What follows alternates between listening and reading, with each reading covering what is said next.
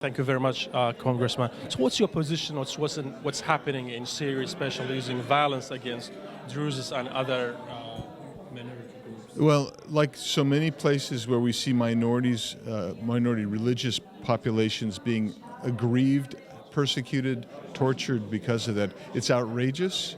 And I know that our government is calling on them to knock it off, and they really need to stop. So, do you think like lifting sanctions on the Syrian government will help the Syrian government to practice its actions against this? Well, what President Trump's trying to do is he's trying to normalize Syria, right, and get it into the normal family of nations around the world. And I understand that, but at the same time, I know that he's very upset, and I don't want to speak for him or the administration. I'll speak for myself.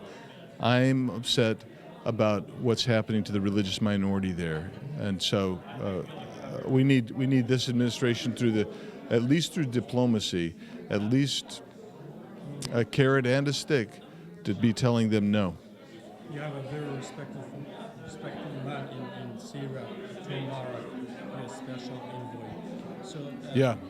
Congressman, do you think federalism or a centralized government work for Syria? Which one is better for Syria? Well, I'm a big believer that federalism always works. The diffusing of power away from the center is always going to work.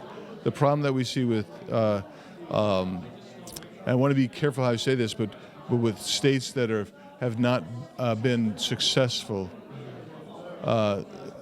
they create almost a vacuum when you go to federalism, and it's really difficult, let's just face it, because when you go to federalism, sometimes you see factionalism develop, and then when you see power arrogate to the center, you also sometimes see authoritarianism come forward.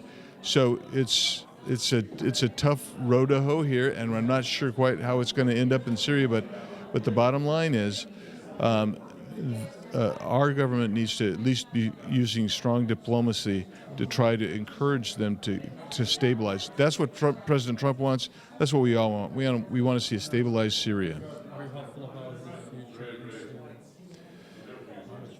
Syria? I am hopeful, actually. I do believe that what you're seeing now is, I hope, was the last vestiges of factionalism and sectionalism, and I hope that there's a normalization, and I hope there's a recognition of all human rights. I'm hopeful in that sense, but cautiously hopeful, trusting but verifying. Thank you very much. Thank you. Thank you. Thank you very much. Thank you.